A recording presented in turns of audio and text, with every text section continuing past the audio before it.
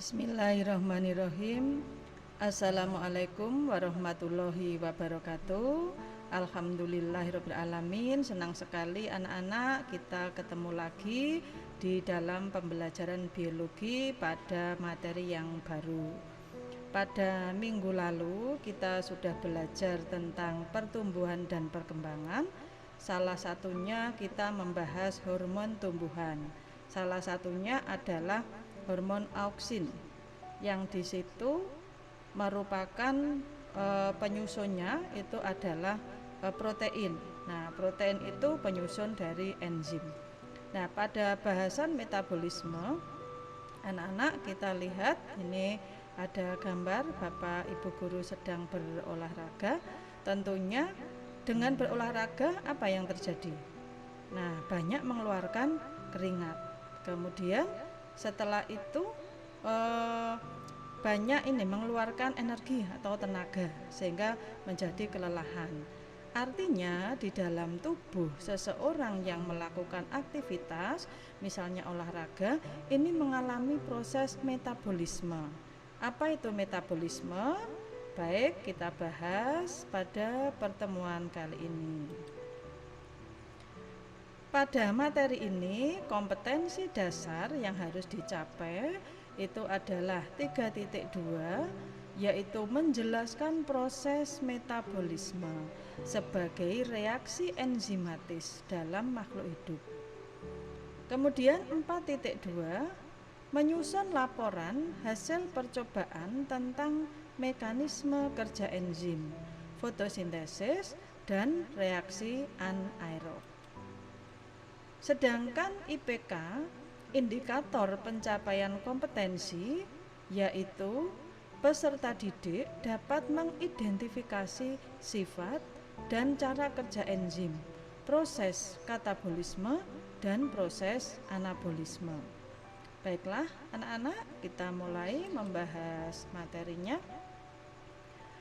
Nah, cakupan materi untuk metabolisme itu meliputi bahwa metabolisme ada dua, yaitu katabolisme dan anabolisme.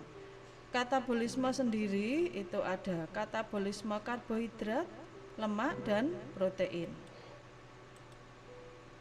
Untuk katabolisme karbohidrat itu contohnya ada respirasi atau pernapasan, yang tahapannya ada glikolisis, ada pembentukan asetil koenzim A atau reaksi antara, ada siklus Krebs dan transport elektron. Sedangkan contoh katabolisme karbohidrat yang kedua adalah fermentasi atau peragian. Yang macamnya ada fermentasi alkohol dan fermentasi asam laktat. Kemudian contoh atau metabolisme yang kedua yaitu anabolisme. Contohnya adalah fotosintesis dan kemosintesis. Proses fotosintesis sendiri itu ada reaksi terang dan ada reaksi gelap. Nah, kedua macam metabolisme ini yaitu katabolisme dan anabolisme itu melibatkan enzim. Nah, pada enzim sendiri itu memiliki struktur, kemudian cara kerja, kemudian faktor-faktor yang mempengaruhinya. Ada faktor suhu, pH, jumlah enzim atau konsentrasi enzim, kemudian ada konsentrasi substrat dan ada inhibitor atau zat penghambat. Baiklah anak-anak, kita mulai untuk membahas apa itu tentang metabolisme. Metabolisme itu adalah keseluruhan reaksi kimia yang terjadi di dalam sel-sel tubuh makhluk hidup. Jadi semua makhluk hidup ya ini mengalami proses metabolisme. Jadi terjadi reaksi kimia. Metabolisme itu macamnya tadi ada dua, yaitu katabolisme. Apa itu katabolisme? Ya, dari kata katabolik, artinya pemecahan. Jadi reaksi pemecahan. Apa yang dipecah? molekul-molekul yang besar atau yang kompleks dipecah menjadi molekul-molekul yang lebih kecil atau lebih sederhana. Itu adalah katabolisme. Sedangkan anabolisme, anabolisme itu dari kata anabolik, artinya penyusunan. Jadi anabolisme itu reaksi penyusunan. Menyusun apa? Menyusun molekul-molekul yang besar atau kompleks dari molekul yang lebih kecil atau lebih sederhana. Jadi antara katabolisme dan anabolisme itu berlawanan. Satunya pemecahan, satunya penyusunan. Anak-anak, ini adalah gambar apa ya? Gambar sistem organ. Sistem organ apa kira-kira? Nah, di sini ada mulut, lambung, pankreas, usus besar, ada usus halus. Ini adalah sistem organ pencernaan. Nah, di masing-masing organ ini terdapat enzim. Ya, terdapat enzim. Contoh, di mulut itu ada enzim amilase atau enzim petialin. Di lambung itu ada enzim HPR, HCl, pepsin, renin, dan seterusnya. Ini dulu kita sudah membahas di kelas 11. Jadi pada intinya ini kita akan membahas tentang enzim. Enzim yang tadi membantu proses metabolisme. Nah, sekarang kita bahas tentang enzim itu sendiri ya. Enzim itu dia sebagai biokatalisator. Ya, dari kata katalis. Katalis itu mempercepat reaksi. Nah, jadi enzim itu reaksi-reaksi kimia metabolisme terjadi secara cepat. Nah, jadi ini membantu proses reaksi kimia. Nah, semua reaksi dimungkinkan karena adanya kerja enzim. Makanya tadi metabolisme itu sangat dibantu oleh enzim. Dia sebagai biokatalisator, mempercepat terjadinya reaksi kimia. Nah, enzim sendiri itu dia berfungsi meningkatkan kecepatan laju reaksi kimia. Tetapi dia tidak ikut bereaksi, jadi hanya membantu mempercepat. Misalnya sebuah reaksi tidak ada enzim membutuhkan waktu 10 menit. Kalau misalnya reaksi itu ada enzim, ya ditambahkan enzim, maka kecepatannya mungkin hanya 2 menit, jadi mempercepat terjadinya reaksi kimia. Dan enzim itu bersifat spesifik, ya, spesifik atau khusus. Ya, contoh di rongga mulut, ya, di rongga mulut tadi enzimnya amilase. Jadi ya khusus enzimnya amilase. Kemudian di lambung misalnya, karena di lambung itu fokus ke pemecahan protein, ya, enzimnya protease. Ya, jadi ini spesifik. Tuh. Jadi spesifik artinya satu jenis enzim hanya dapat mengkatalisis satu jenis reaksi kimia. Nah, supaya kita lebih paham tentang enzim, maka kita pelajari juga strukturnya, ya, struktur enzim. Bahwa struktur enzim itu penyusunnya sebagian besar adalah protein. Namun ada pula yang penyusunnya itu bukan protein, jadi ada unsur yang lain. Enzim yang seperti itu namanya adalah protein konjugasi atau gabungan. Jadi protein dengan unsur yang non protein. Jadi gabungan, protein konjugasi. komponen enzim yang penyusunnya adalah berupa protein, istilahnya disebut dengan apoenzim. Sedangkan yang bukan protein namanya adalah kofaktor. Jadi anak-anak ini mulai ada istilah baru ya. Jadi ada apoenzim, itu penyusun enzim yang berupa protein. Kalau bukan protein namanya kofaktor. Kemudian gabungannya antara apoenzim dan kofaktor namanya holoenzim. Baik. Enzim sendiri itu memiliki beberapa sifat. Ya, di awal tadi sudah Ibu singgung bahwa sifat yang pertama dia katalisator. Jadi mempercepat, ya, katalis itu dapat mengubah laju reaksi tanpa ikut bereaksi. Misalnya, molekul A bereaksi dengan molekul B, terus ditambahkan C. C itu adalah enzim. Maka hasilnya molekul A dan B bereaksi ya menjadi AB, sedangkan yang C itu enzimnya akan lepas. Jadi dia tidak ikut bereaksi. Enzim bekerja secara spesifik ya, tadi pada substrat tertentu saja. Enzim bersifat bolak-balik ya.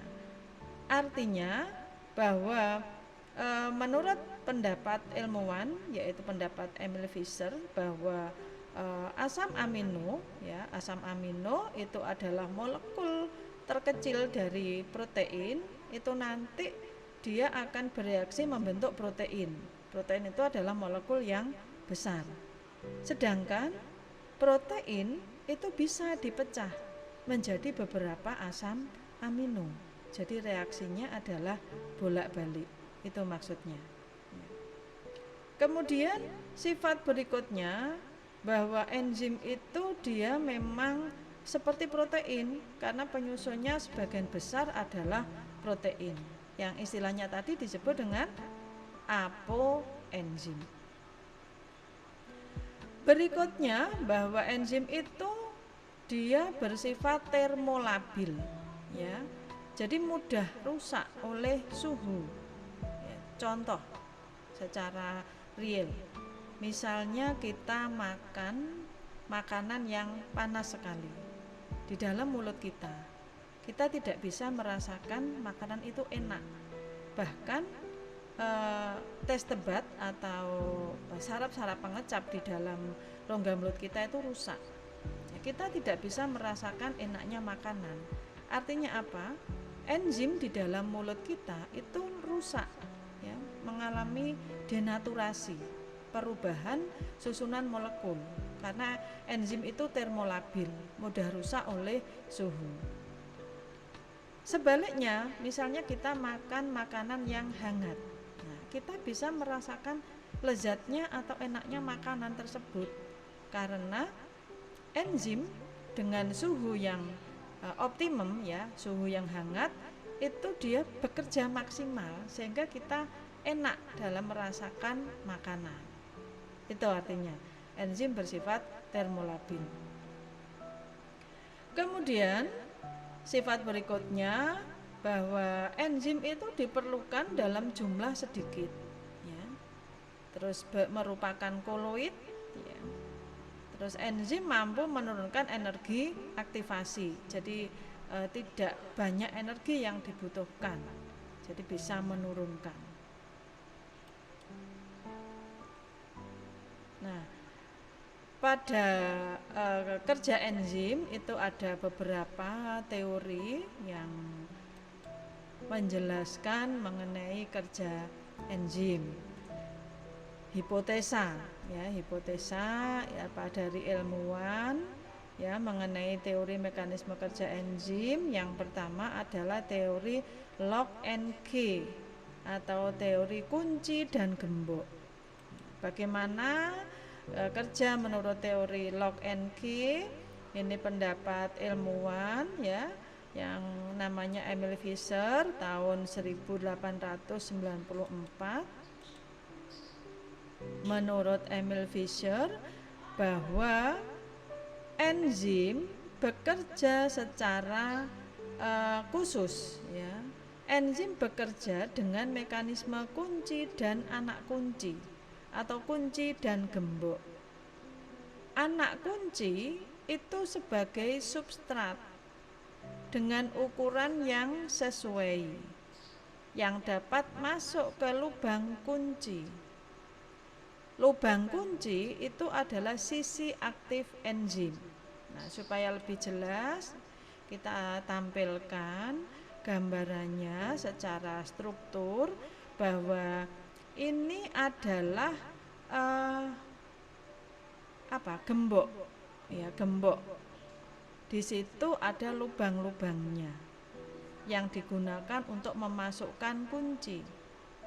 Bahwa ini adalah enzim sisi aktif. Sedangkan kuncinya ini adalah substrat ya, kunci atau anak kunci. Kalau ini gemboknya, maka ini harus pas. Terus ini bereaksi, bergabung ya antara sisi aktif enzim dan substrat, antara gembok dan kunci ini harus pas. Kalau sudah ini terjadi reaksi, ini adalah produk. Nah, seperti ini adalah gambaran mengenai mekanisme kerja enzim menurut Locke and Key teori. Yang kedua, teori Engel-Schmidt. Nah, ini pendapat Daniel Koslan. Menurut teori Engel-Schmidt, Daniel Koslan ini berasumsi bahwa substrat atau tadi sebagai kuncinya berperan dalam menentukan bentuk akhir enzim, dan bahkan bahwa sebagian enzim bersifat fleksibel. Nah, ini jadi sisi aktifnya itu fleksibel, mudah berubah tergantung dari bentuk substrat. Nah, pada beberapa enzim bentuk sisi aktif berubah pada saat molekul substrat melekat, yaitu menyesuaikan dengan bentuk substrat. Mengapa bisa demikian, bisa fleksibel? Ternyata pada sisi aktif enzim itu terjadi pemutusan atau penggabungan ikatan kimia ya, yang akan berjalan lebih aktif, sehingga bentuk sisi aktif enzim itu bisa berubah-ubah sesuai dengan bentuk substrat. Nah, ini gambarannya. Yang ini adalah sisi aktif enzim, yang ini fleksibel, kemudian substrat seperti ini. Nah, kalau ini mendekat ya, substrat mendekat, maka sisi aktif dengan spontan ya, ini akan mengubah bentuk sesuai dengan bentuk dari substrat. Nah, seperti ini. Ini adalah hasil reaksinya. Nah, tentunya anak-anak bisa membedakan bagaimana perbedaan teori mekanisme kerja enzim menurut teori Locke and Key dan Engel-Schmidt.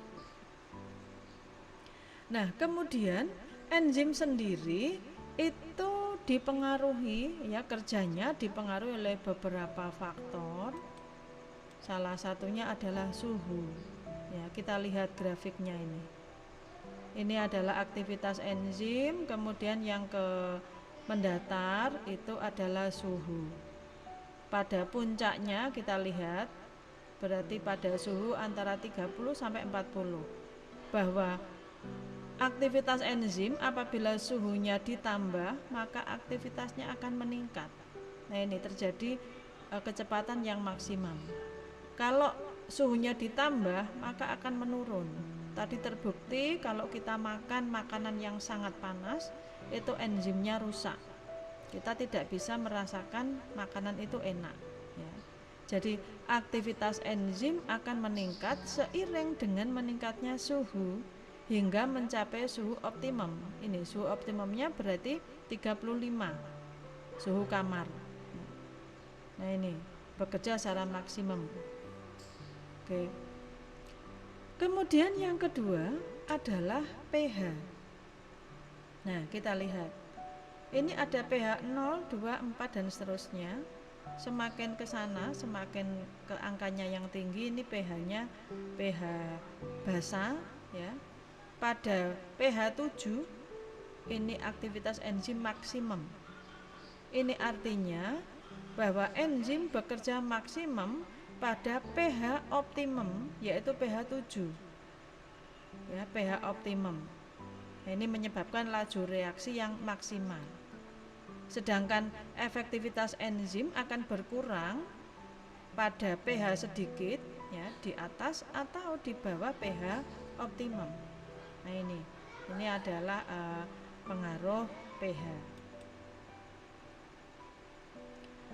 Kemudian yang ketiga yang mempengaruhi kerja enzim itu adalah jumlah enzim. Nah, jumlah enzim. Semakin bertambah jumlah enzim, maka kecepatan reaksi aktivitas enzim ini semakin meningkat. Ya, ini berbanding lurus. Makin banyak jumlah enzim, makin cepat laju reaksi yang dikatalisis hingga mencapai kecepatan maksimum.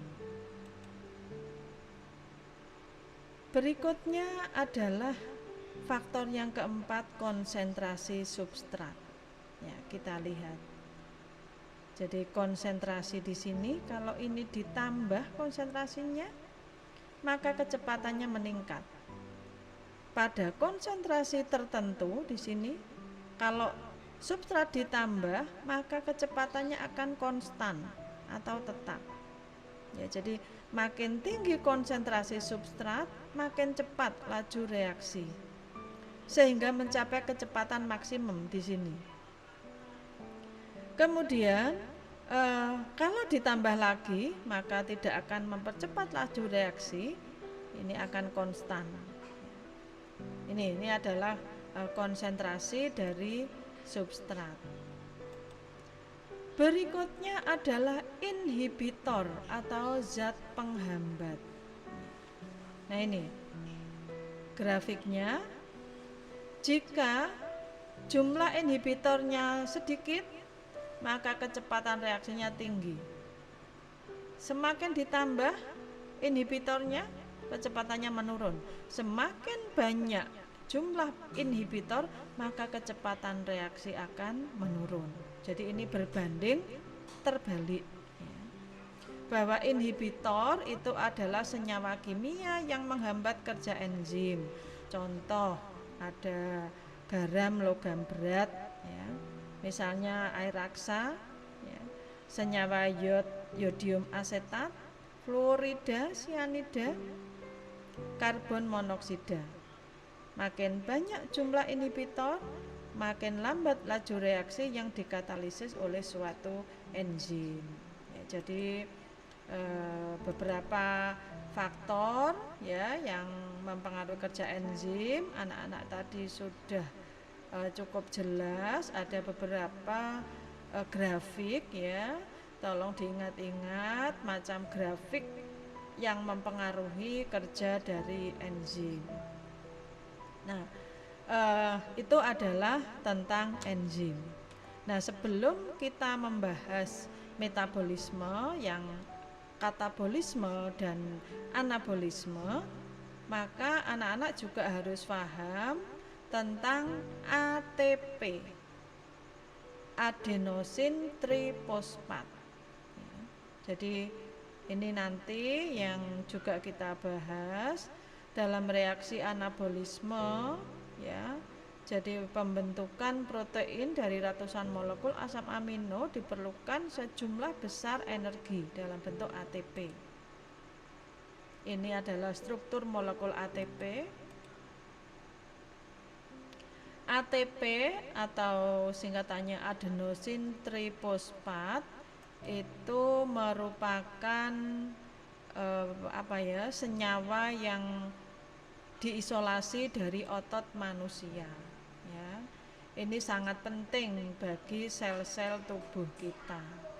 Mengapa demikian? ATP kok sangat penting? Karena apa? Di dalam ATP itu tersimpan energi utama yang diperlukan untuk berbagai aktivitas sel. Ya. Jadi pada saat terjadi reaksi pada materi sebelumnya, waktu di kelas 11 anak-anak sudah belajar struktur sel ya, salah satunya ada organel mitokondria. Dia berfungsi sebagai the power of host, jadi penghasil energi terbesar, namanya ATP.